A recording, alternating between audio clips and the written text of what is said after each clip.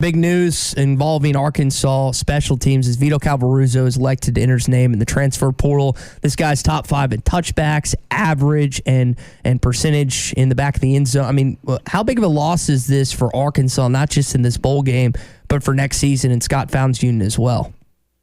Well, anytime you can kick the ball, like he's able to kick it and get a lot of touchbacks, you're eliminating the opponent returning the football, and that's huge.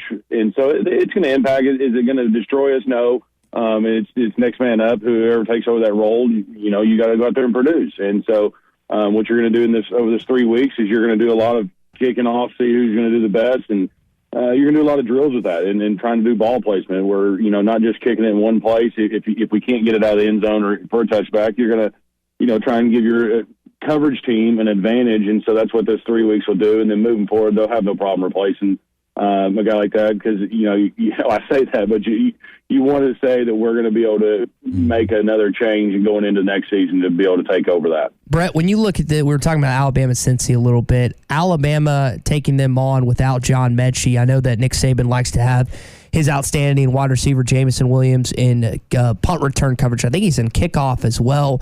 When Mechie tore his ACL and Jamison got tossed from the Auburn game just 2 weeks prior with the targeting call, if you're Saban, and I don't know who their special teams coordinator is, are you taking Williams off the field on special teams just because of how important he is to the rest of that team? I don't think so. I think you leave him out there. You see this even in the Monday night game. The Buffalo and Patriots. They're putting their best person out there. They're going to they want to field the ball when it becomes a really important game, big time game. You want to make sure that you're not going to have a muff punt and you're not going to have certain issues. Even if it's just go out there to fair catches. That's if you're worried about injury, but you want somebody that's going to field it, you go back there and tell them, hey, fair catch it, unless you know that you have 10 yards of space between the coverage team. And because a guy like that is explosive, he's dangerous, and he's going to take care of the ball and do the right thing in the right situation. Yeah, I want to go back to Calvaruso for just a second. When you're a kicker coming out of college and trying to build a resume for an NFL GM and head coach and scouting team to notice, what all do you need to be able to show them? Because I don't imagine being able to kick off. They're not, teams aren't carrying a guy just to do that. Do you need to be able to do all three? We don't really think about it with kickers, but what does a kicker need to be able to prove to a team to stick and stay with the team? Well, the most important thing is making a lot of field goals and having a high field goal percentage. Being able to kick the ball for touchbacks is huge. Justin Tucker's got a huge leg. He obviously holds the NFL record for the longest field goal, but his percentage of touchbacks is also up there. So you're going to want to be able to take that role over. Now, there are punters that do the kickoff in the NFL as well as kickers, so that kind of goes back and forth.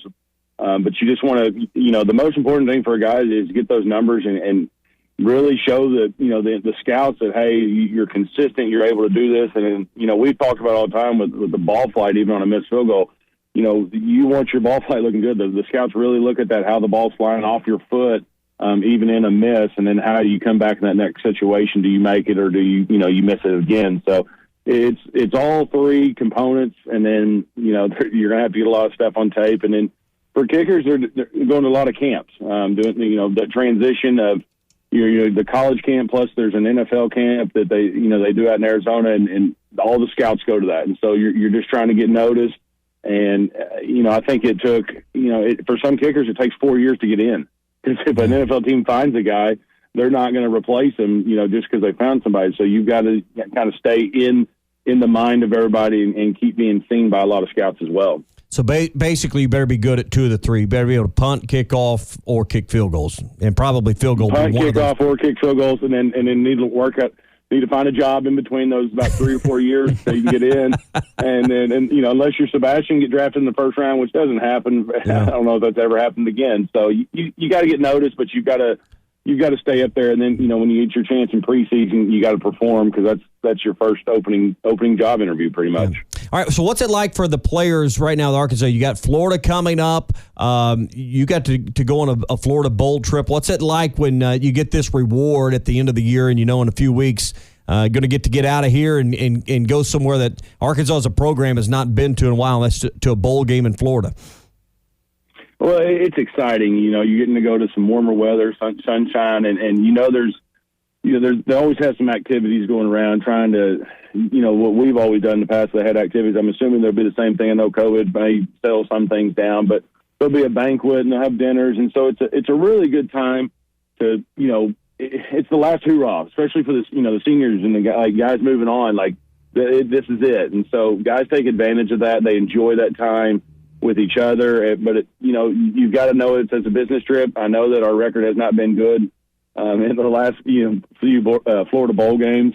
So this group will probably want to go out in the right way. They want to stay focused and just go out there and do the same thing they've done all year. They don't have to do anything special. That's the greatest thing about, where we're at as a football team. We don't have to go out there and reinvent the wheel. We just got to go out there and do what we've done all season. And so I know that the coaches will get them ready to go and hopefully they can go out there and put a good product on the field. Brett, I know a lot of guys really want to show out in this last game, like you're saying, and three in particular have really shown out this season. It's Bumper Poole, Monteric Brown, and Traylon Burks, who have all been recognized by the coaches as premier players in this league. Traylon and Monteric Burks, first team, Bumper, second team. Any surprise to see some other guys not listed? They only have two teams. There's not a freshman all-SEC coaches team. That's why Cam Little, I don't think, was recognized. But any guys that you felt like were snubbed by the SEC coaches on this team? I thought it was pretty good. I mean, again, the awards, we've talked about this with the Pro Bowl in the NFL. Like, it's usually the next year that you start getting that recognition because you kind of come out onto the scene. They've been looking at another person for a while. They want to make sure that their numbers have been good. And then now that, you'll see a guy play this year and he's right on the edge, and then next year he's pretty much a lock if he does the same thing or a little bit better. And so it's just the nature of a lot of awards that they want to see you do it consistently, even though they'll say they won't. But if you look at the track record and the history of it, that's the way they work. And so, we're fortunate that we have guys that we're sitting there saying, like a Cam, like, man, why didn't he get voted? And all these other things. But so that means we're moving in the right direction as a football team, and that's exciting. That our team is growing and we're becoming a more not dominant yet, but a solid football team that you're proud of.